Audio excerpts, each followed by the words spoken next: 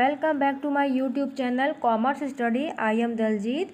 और आज की इस वीडियो में हम जैसे कि हमने ये चैप्टर स्टार्ट किया हुआ है national income and related aggregates, इस चैप्टर के बहुत ही इम्पोर्टेंट टॉपिक है conversion nominal GDP into real GDP and conversion real GDP into nominal GDP. ये टॉपिक हमको पढ़ना है। इसके अलावा एक और बहुत ही अच्छा टॉपिक है, वो है जीडीपी डिफ्लेटर, जिसे हम प्राइस इंडेक्स भी बोलते हैं। इसके बारे में हम विथ एग्जांपल इस वीडियो में आपको बहुत अच्छी तरह से मैं समझाने की कोशिश करूंगी और आपको बहुत अच्छी तरह से समझ भी आ जाएगा।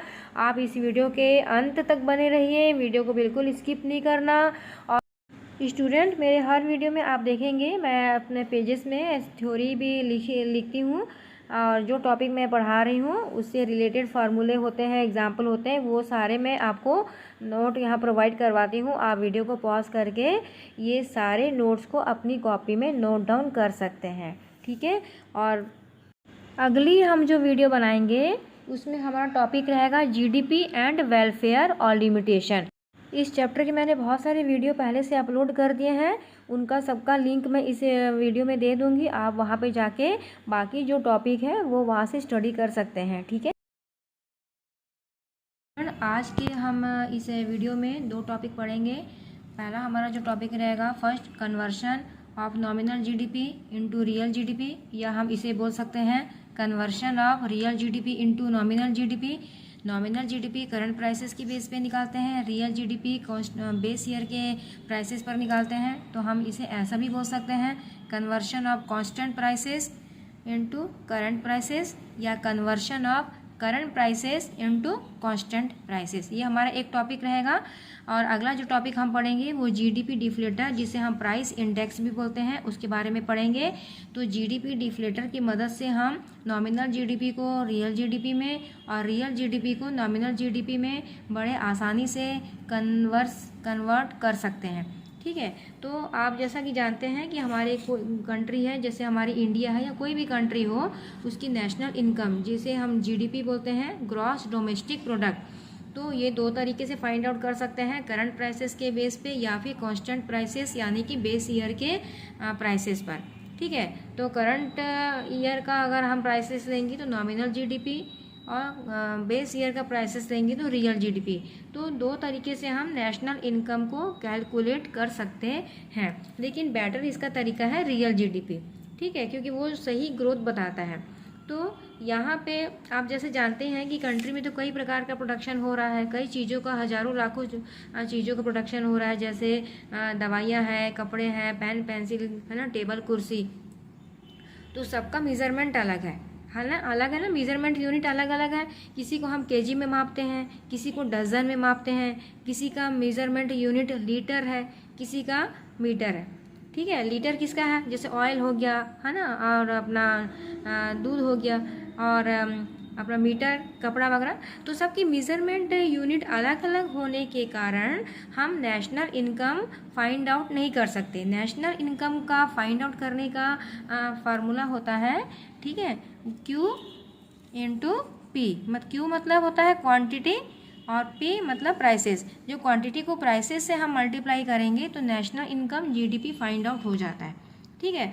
तो क्वांटिटी को हम प्राइसेस से इंटू करना है, तो अब सबका मेज़रमेंट यूनिट अलग अलग है, तो उनको एक कॉमन वैल्यू में लेकर आना पड़ेगा, ठीक है। तो कॉमन वैल्यू क्या होता है, मनी मतलब पैसे, ठीक है। तो जब सबकी अलग अलग मेज़रमेंट यूनिट को हम मनी में चेंज कर लेंगे, मतलब वो प्राइसेस हो गया, तो तब हम क्वांटिटी को प्राइसेस से मल्टीप्लाई करके नेशनल इनकम या जीडीपी फाइंड आउट कर सकते हैं, ठीक है। अब यहाँ पे मैं आपको ये दो टेबल बनाए हैं मैंने। ये बेस ईयर 2011-12 को लेके टेबल बनाया है, और ये 2022-23 करंट ईयर के लिए। तो ये टेबल के द्वारा आपको नॉमिनल जीडीपी और रियल जीडीपी का कॉन्सेप्ट अच्छे से समझ में आ जाएगा, ठीक है। तो हम मान लेते हैं बहुत सारे प्रोडक्शन हो रहा, मैंने अभी बताया, उसमें से हमने दो ही प्रोडक्ट लिए हैं, राइस और वीट, सपोज एग्जाम्पल के लिए, ठीक है। और क्वांटिटी, प्राइस और जीडीपी। तो क्वांटिटी हमने लिया है राइस का 100 kg, वीट का 200 kg, प्राइस उसका था उस समय 10 रुपीज़ पर kg, वीट का है 20 रुपीज़ पर kg, ये बेस ईयर की बात हो रही है 2011-12। आप कोई सा भी बेस ईयर मान सकते हैं, कोई ज़रूरी नहीं है कि 11-12 को ही माना जाए, आप 16-17 को ही मान सकते हैं बेस ईयर, 18-19 को भी। तो यहाँ पे क्वांटिटी को हमने प्राइस से इंटू कर दिया, तो 100 kg इंटू 10 1000 और 200 kg इंटू 20 रुपीज़ 4000, दोनों को प्लस किए तो आया 5000। ये आया रियल जीडीपी। रियल जीडीपी क्योंकि मैंने अभी बताया था ना, बेस ईयर के प्राइसेस को लेके जब अपन जीडीपी फाइंड आउट करते हैं तो वो टोटल जीडीपी को हम क्या बोलते हैं, रियल जीडीपी। ठीक है। अब वैसे ही हम स्टूडेंट करंट ईयर के आधार पे जीडीपी निकालते हैं 2022-23। इसमें भी हमने प्रोडक्ट वही लिया है, राइस और व्हीट, क्वांटिटी भी सेम वही है 100 kg और 200 kg, क्वांटिटी में कोई चेंजेस नहीं है, केवल प्राइसेस जो है वो उनके बढ़ गए हैं 20 रुपीज़ और 40 रुपीज़ हो गया। क्योंकि स्वाभाविक है, आप सब जानते ही हैं, जो चीज़ जो है वो 11-12 में 10 रुपये की और 20 रुपये की मिल रही है, वही 11 सालों के बाद 2022-23 में भी उतने रुपए की थोड़ी मिलेगी, है ना। महंगाई हो गई है, इन्फ्लेशन हो गया है, तो इसलिए उसका प्राइस बढ़ गया है। तो राइस अभी बढ़ के 20 रुपीज़ पर kg हो गया है और व्हीट का प्राइसेस बढ़ के 40 रुपीज़ पर kg हुआ है। तो इनको हमने इंटू किया, क्वांटिटी को प्राइस से इंटू किया तो 2000 आया और 200 को 40 से इंटू किया तो 8000 आया। दोनों को हमने प्लस किया 10000, ये हुआ नॉमिनल जीडीपी। क्योंकि करंट ईयर का प्राइसेस ले रहे हैं, इसलिए ये जीडीपी होगा नॉमिनल जीडीपी। ठीक है। तो ये दोनों टेबल आपको समझ में आया। तो ये दोनों टेबल को हम जब अच्छे से स्टडी करते हैं, गौर से देखेंगे, तो आप देखेंगे कि बेस ईयर का प्राइसेस हम जब लेते हैं तो हमारी रियल जीडीपी 5000 है और करंट ईयर की प्राइसेस हम बढ़े हुए प्राइसेस जब ले रहे हैं तो जीडीपी भी बढ़ गई है ना। प्राइस लेवल इंक्रीज होने से जीडीपी भी इंक्रीज हो गई है, 10,000 हो गया है। तो एक आम आदमी देख के वो तो खुश होगा, है ना, कि भाई मैं तो पहले 5000 कमा रहा था, अभी करंट ईयर इस साल तो मैं 10,000 कमा रहा हूँ। पहले पुराने टाइम में मैं 5000 कमाता था, अभी 10,000 कमा रहा हूँ। लेकिन एक्चुअल में देखा जाए तो ये ग्रोथ सही मायने में नहीं हुई है, क्योंकि प्राइस बढ़ने के कारण ये ग्रोथ हो रही है। प्राइस लेवल इंक्रीज हुआ है, यहाँ पे 20 रुपीज़ 40 रुपीज़ हो गया है, जबकि बेस ईयर में कितना था 10 रुपीज़ और 20 रुपीज़। महंगाई बढ़ गई है, इन्फ्लेशन हुआ है, तो उसके कारण, इन्फ्लेशन के कारण ये प्राइस बढ़ गया है, जीडीपी बढ़ गई है। ठीक है। जबकि क्वांटिटी दोनों जगह इक्वल है ना, दोनों ईयर में इक्वल है, उसमें तो कोई ग्रोथ नहीं हुआ है। क्वांटिटी में जब प्रोडक्शन में इंक्रीज होता, प्रोडक्शन इंक्रीज होता, तब वो सही मायने में कंट्री की इकोनॉमिक ग्रोथ मानी जाती है। प्रोडक्शन तो वही का वही है, वो तो उसमें तो कोई चेंजेस नहीं है, खाली प्राइस लेवल बढ़ गया है। प्राइस लेवल बढ़ने के कारण जीडीपी बढ़ गई है। तो ये 10,000 में 5,000 को माइनस करें तो 5,000 से बढ़ोतरी हो रही है। तो ये 5,000 क्या है, इन्फ्लेशन, महंगाई के कारण है। तो ये मिसलीडिंग वाली कंडीशन है। एक आम आदमी देख के खुश हो रहा है, लेकिन वो मिसलीडिंग है, मनी इल्यूशन के कारण ऐसा हो रहा है। एक्चुअल में वो ग्रोथ को शो नहीं कर रहा है। तो किसी भी कंट्री की एक्चुअल नेशनल इनकम का हमको पता लगाना है, जीडीपी का पता लगाना है एक्चुअल, तो हमें करंट ईयर के प्राइसेस से इंटू नहीं करना है, क्वांटिटी को बेस ईयर के प्राइसेस से। अब हम यहाँ पे जब इंटू करेंगे करंट ईयर में तो कितना आएगा, यहाँ पर 10 और 20 रख दें, ये वाला प्राइसेस को हम रख देंगे यहाँ, तो कितना आएगा हमारा जीडीपी 5,000 ही आएगा। तो करंट ईयर में भी 5,000, ठीक है, और रियल इसमें बेस ईयर में भी कितना आएगा 5,000। तो दोनों जगह जब 5,000 आया है तो ग्रोथ क्या हुआ, 0, है ना, ग्रोथ कुछ भी नहीं हो रहा है, हम तो वहीं पे वहीं खड़े हैं। 5,000 इसमें भी, 5,000 उस पर भी। ठीक है। तो ये इल्यूशन जो हो रहा है ये इन्फ्लेशन के कारण हो रहा है, उसके कारण जीडीपी बढ़ा हुआ दिख रहा है। ठीक है। तो करंट ईयर के प्राइसेस मतलब अभी के प्राइसेस हैं, नए प्राइसेस, और बेस ईयर मतलब पुराना रेट। ठीक है। इसको कांस्टेंट प्राइस बोलते हैं। तो नेशनल इनकम का सही पता लगाना है तो हमें करंट ईयर के प्राइसेस को अवॉइड करना पड़ेगा, वहाँ पे बेस ईयर के प्राइसेस को इंटू करना पड़ेगा क्वांटिटी के साथ में। ठीक है। तो बेस ईयर के प्राइसेस यानी कि कांस्टेंट प्राइसेस को जब हम लेंगे और क्वांटिटी के साथ में मल्टीप्लाई करेंगे, तब हमारा जो उस समय आएगा जीडीपी, वो जीडीपी जो है वो सही माने में कंट्री की एक्चुअल ग्रोथ बताता है। तो अगर सही तरीके से नेशनल इनकम फाइंड आउट करना है तो हमें करंट ईयर के प्राइसेस को नहीं लेना है, बेस ईयर का प्राइसेस, कांस्टेंट प्राइसेस को लेकर ही जीडीपी फाइंड आउट करना चाहिए, वही बेटर होता है। ठीक है। तो आई होप आपको ये नॉमिनल जीडीपी और ये रियल जीडीपी का कॉन्सेप्ट अच्छे से समझ में आ गया होगा। इसके पहले भी मैंने बहुत सारे इस चैप्टर की वीडियो अपलोड किए हैं, वहाँ पे मैंने नॉमिनल जीडीपी और real GDP, base year, current year क्या होता है, ये बहुत अच्छे डिटेल से समझाया हुआ है। उसका लिंक मैं इस वीडियो में दूंगी, तो आप वहाँ पर जाके उनका स्टडी अच्छे से कर सकते हैं। ठीक है। तो अगला हमारा टॉपिक अब पढ़ेंगे जीडीपी डिफ्लेटर। अब हम पढ़ेंगे जीडीपी डिफ्लेटर या प्राइस इंडेक्स। ठीक है। तो आप स्टूडेंट ध्यान देना, बहुत ही इंटरेस्टिंग ये टॉपिक है, एग्ज़ाम में पूछा जाता है ये, और इसका फार्मूला आप अच्छे से याद करना। ठीक है। तो प्राइस इंडेक्स यानी जीडीपी डिफ्लेटर, हमेशा भूलना नहीं इस चीज़ को, 100 से स्टार्ट होता है। कितना से स्टार्ट होता है? 100। इसका बेस वैल्यू कितना है? 100। ठीक है। तो 100 से शुरू होने का मतलब क्या हुआ कि जीडीपी में कोई चेंजेस नहीं हुआ है। नॉमिनल जीडीपी और रियल जीडीपी दोनों इक्वल हैं। मतलब नॉमिनल जीडीपी मान लो 500 है, तो रियल जीडीपी भी 500 है, तो चेंजेस कुछ नहीं हो रहा, जीरो, ग्रोथ जीरो, है ना। तो जीडीपी डिफ्लेटर कितना आ रहा है? 100 उस समय आएगा।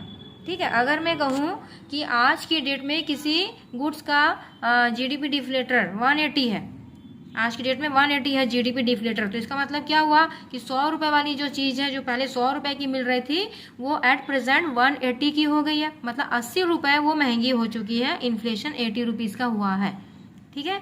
अगर मैं कहूँ कि कोई गुड्स 200 रुपये की हो गई है, तो अभी एट प्रेजेंट, तो इसका मतलब क्या हुआ कि अब वो उसका रेट जो है वो डबल हो गया है। 100 रुपये की जो चीज़ पहले 100 की थी, अब वो 200 रुपये में बिक रही है। मतलब महंगाई तो बढ़ती ही रहती है। तो कहने का मतलब ये हुआ कि अगर जीडीपी डिफ्लेटर 100 रुपीज़ आ रहा है तो कोई चेंजेस नहीं है। अगर 100 से कम आ रहा है, मतलब 99, 98, 95, 80, तो इसका मतलब क्या हुआ कि वो जो गुड्स है वो सस्ती हो गई है। मतलब डिफ्लेशन हो गया मार्केट में, प्राइसेस कम हो गए हैं, डाउन हो गए हैं, डिफ्लेशन की कंडीशन है। और अगर 100 से ऊपर प्राइसेस चल रहे हैं, मतलब 105, 110, 150, 120, तो इसका मतलब क्या हुआ कि महंगाई, इन्फ्लेशन रेट हाई हो गया है, मार्केट में इन्फ्लेशन की कंडीशन चल रही है। आया समझ में? अगर जीडीपी डिफ्लेटर 100 रहेगा तो इसका मतलब क्या हुआ, नॉमिनल जीडीपी और रियल जीडीपी इक्वल है, कोई चेंजेस नहीं है। और 100 से कम रहेगा तो डिफ्लेशन हो गया, सस्ता हो गया मार्केट, और 100 से ज़्यादा हो गया है तो इन्फ्लेशन वाली कंडीशन है मार्केट में, मतलब महंगाई हो गई है। और जीडीपी डिफ्लेटर हमेशा कितना से स्टार्ट होता है? 100 से स्टार्ट होता है, उसका बेस वैल्यू 100 होता है। 100 से पूरा हिसाब किताब किया जाता है। जीडीपी डिफ्लेटर की मदद से स्टूडेंट हम नॉमिनल जीडीपी को रियल जीडीपी में चेंज कर सकते हैं, या फिर हम ऐसा बोलें करंट प्राइसेस को कांस्टेंट प्राइसेस, मतलब बेस ईयर में चेंज कर सकते हैं जीडीपी डिफ्लेटर की मदद से। ठीक है। और जीडीपी डिफ्लेटर का फार्मूला होता है nominal GDP upon real GDP into 100। याद रखना अच्छे से, एग्जाम में पूछता है 3 मार्क्स का। ठीक है। जीडीपी डिफ्लेटर इक्वल टू क्या होता है, फिर से बता रही हूँ formula, nominal GDP upon real GDP into 100। ठीक है। तो ये आपको मैंने अभी इसके फार्मूले के बारे में बताया, और यही चीज़ें आप जो स्क्रीन में देख रहे हैं ये यहाँ पे लिखा हुआ है, इन्हें मैं अभी पढ़ देती हूँ। ठीक है। तो जैसे देखिए, आप स्क्रीन में देखिए, ये प्राइस इंडेक्स मतलब जीडीपी डिफ्लेटर। ठीक है। GDP deflator, price index that calculate the average level of the goods and services included gross domestic product GDP. GDP deflator मतलब price index equal to nominal GDP upon real GDP into 100, ये formula हुआ। GDP deflator is used to measure inflation, मतलब inflation मतलब महंगाई का measurement करता है ये, इन्फ्लेशन रेट का। GDP deflator will increase when the average level of prices are increasing, मतलब inflation. GDP deflator equal to 100 in base year, मतलब ये हमेशा 100 के बेस से चालू होता है, 100 इसका बेस होता है। Ratio between GDP at current prices and GDP at constant prices, मतलब जीडीपी करंट प्राइसेस और जीडीपी एट कांस्टेंट प्राइसेस के बीच का रेशो को अपन क्या बोलते हैं, जीडीपी डिफ्लेटर। ठीक है। यहाँ पे फार्मूला है GDP deflator equal to nominal GDP upon real GDP into 100। ठीक है। तो यहाँ पे आपको करंट प्राइसेस को पहले लिखना, क्योंकि करंट प्राइसेस मतलब नॉमिनल फार्मूला में नॉमिनल देखो ऊपर है ना, तो यहाँ पे जीडीपी एट करंट प्राइसेस को पहले लिखना है and GDP at constant prices को बाद में लिखना है, क्योंकि फार्मूला में नॉमिनल जीडीपी पहले है, रियल जीडीपी अपॉन में। It's shows change in GDP due to change in price level. ठीक है, तो आया समझ में।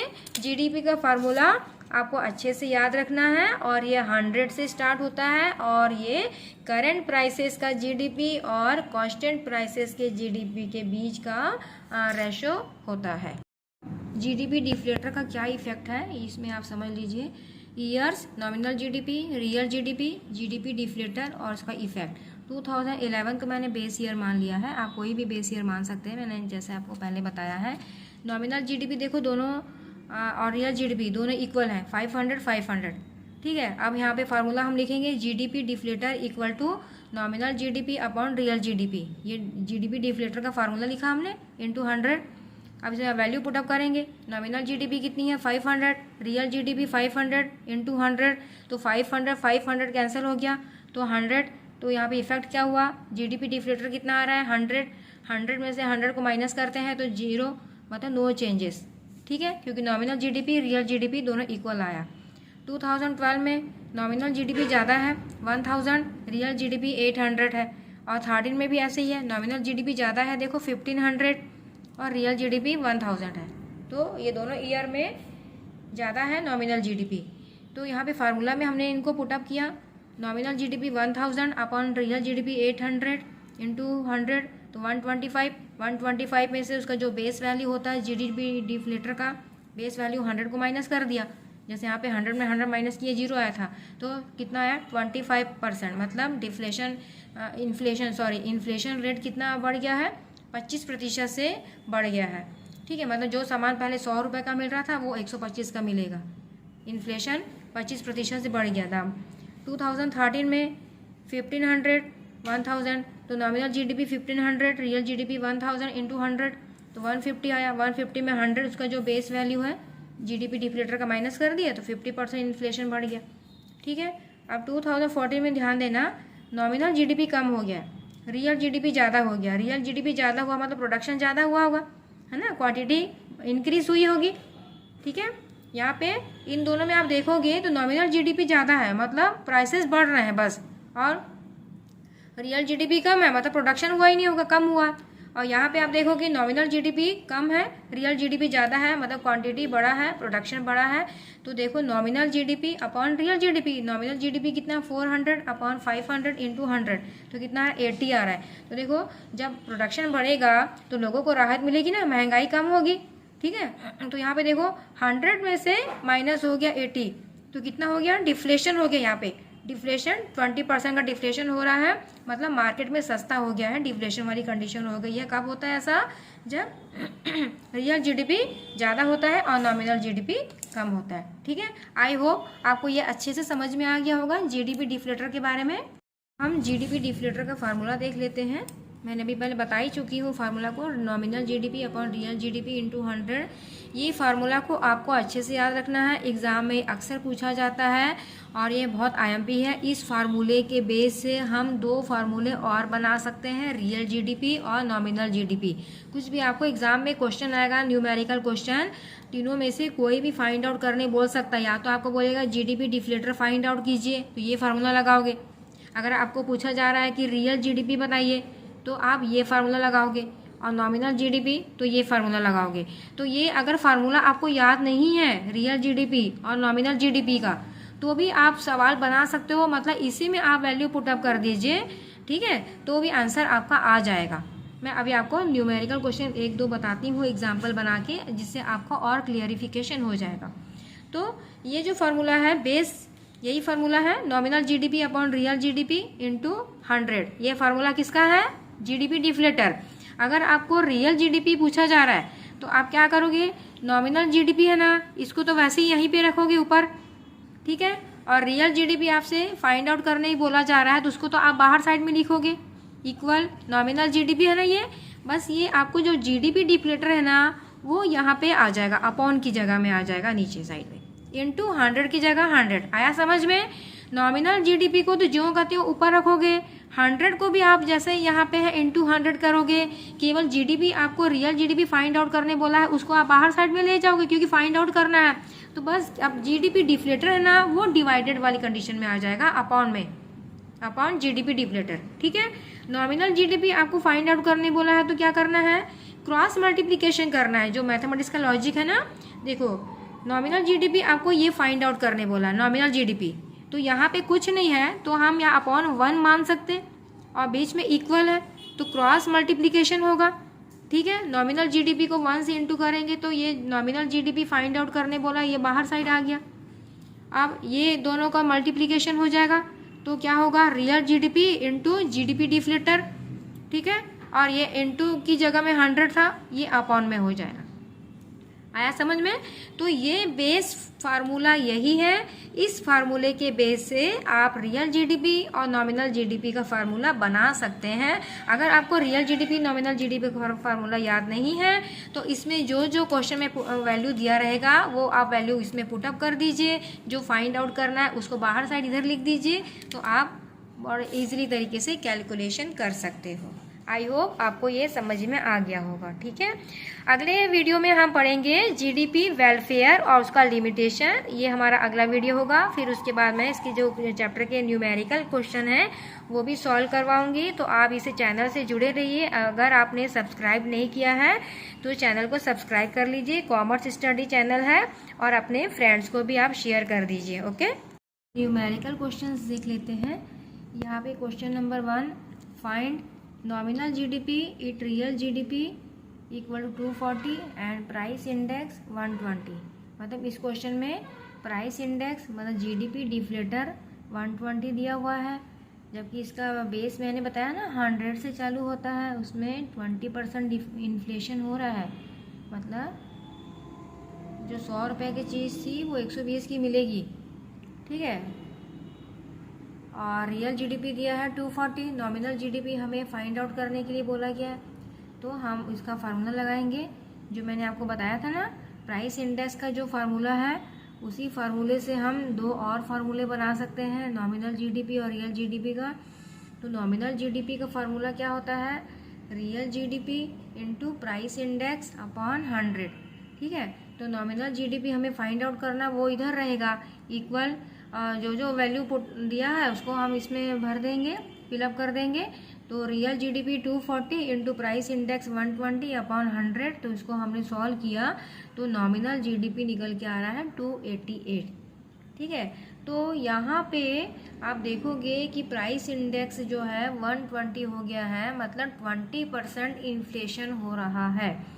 तो मैंने अभी आपको जीडीपी डिफ्लेटर का बताया था इफेक्ट। तो प्राइस इंडेक्स मतलब जीडीपी डिफ्लेटर कब ज़्यादा आता है, जब नॉमिनल जीडीपी ज़्यादा होता है रियल जीडीपी से, है ना। तो रियल जीडीपी कितना है स्टूडेंट, यहाँ पे 240 है ना। तो नॉमिनल जीडीपी आपको मतलब अंदेशा हो गया होगा कि ज़्यादा आना चाहिए, क्योंकि यहाँ पे प्राइस इंडेक्स 100 से ज़्यादा आ रहा है ना। मतलब इन्फ्लेशन वाला चल रहा है कंडीशन मार्केट में, मैंने उसमें इफेक्ट में समझाया था ना। तो इसलिए यहाँ पे आप देखोगे कि 240 का 20% आप निकालोगे तो कितना आता है 48, और 48 को 240 में हम ऐड कर देंगे तो देखो 288 जो है ये नॉमिनल जीडीपी आ गया। ठीक है, नॉमिनल जीडीपी ज़्यादा है, रियल जीडीपी 240 है, कम है, तभी तो यहाँ पे इन्फ्लेशन आ रहा है। प्राइस इंडेक्स कितना बता रहा है 120। तो आप प्राइस इंडेक्स को देख के पता लगा सकते हैं कि हमारा आंसर सही आया है या नहीं आया है। ठीक है, अगला है क्वेश्चंस गिवन। यहाँ पे नॉमिनल जीडीपी दे दिया है 375 और प्राइस इंडेक्स दिया है 125। ठीक है, कैलकुलेट करने बोला है आपको रियल जीडीपी। तो ये अपन लिख लेंगे पहले, गिवन जो जो चीज़ें दी गई हैं क्वेश्चन में पहले ऐसा लिखना चाहिए, तब अच्छे नंबर मिलते हैं एग्जाम में। ठीक है, जो क्वेश्चन में दिया है ना हमेशा याद रखिएगा, उनको पहले आप लिख लो और फिर उसके बाद फार्मूला लगा के उसमें वैल्यू पुटअप करो, डायरेक्ट नहीं बनाना है। ठीक है, तो यहाँ पे देखिए रियल जीडीपी का फार्मूला हुआ नॉमिनल जीडीपी, मैंने आपको बताया है पहले, अपॉन प्राइस इंडेक्स मतलब जीडीपी डिफ्लेटर इंटू 100। इसमें वैल्यू पुटअप कर दो। नॉमिनल जीडीपी 375, प्राइस इंडेक्स 125 और 100 इंटू, तो रियल जीडीपी आ रहा है 300। वैसे भी आप देखिए यहाँ पे पता लगा सकते हैं कि हमारा जीडीपी डिफ्लेटर मतलब प्राइस इंडेक्स कितना आ रहा है 125, है ना। 125 बोले से कितना परसेंट ज़्यादा है बेटा, 25% ज़्यादा है। इन्फ्लेशन महंगाई 25% ज़्यादा है। अब ज़्यादा है तो आपको पता होना चाहिए कि नॉमिनल जीडीपी ज़्यादा होगा रियल जीडीपी से, है ना। तो नॉमिनल जीडीपी यहाँ पे कितना दिया है 375, तो रियल जीडीपी उससे कितना कम आना चाहिए, मतलब 300 का हम जब 25% निकालेंगे तो यहाँ पे देखिए साइड में वर्किंग नोट किया है मैंने।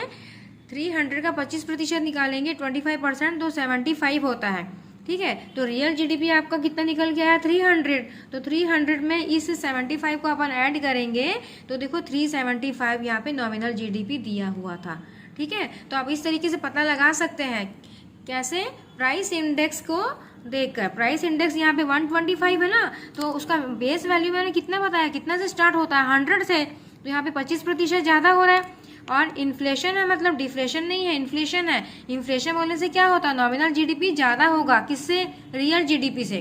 तो रियल जीडीपी यहाँ पे कितना आ रहा है 300 का 25% निकालोगे तो 75 आ रहा है, 75 मतलब 300 में 75 को इंटू प्लस किया तो 375 यहाँ पे ऑलरेडी पहले से दिया हुआ था नॉमिनल जीडीपी, ठीक है। तो आप पता लगा सकते हैं एग्जाम में कि हमारा क्वेश्चन राइट बना है। तो ये एक तरीके से बना सकते हैं फार्मूला लगाकर। अगर आपको फार्मूला याद नहीं है, ठीक है, तो घबराने की जरूरत नहीं है। आपको प्राइस इंडेक्स का फार्मूला याद है ना, जीडीपी डिफ्लेटर का, नॉमिनल अपॉन रियल इंटू 100, ठीक है। तो इसी में आप वैल्यू पुटअप कर दीजिए, ठीक है। फार्मूला याद नहीं है ना, तो देखो जीडीपी डिफ्लेटर कितना दिया है, प्राइस इंडेक्स 125, नॉमिनल जीडीपी दिया है 375 और रियल जीडीपी फाइंड आउट करना, उसको वैसे ही लिख लो इंटू 100।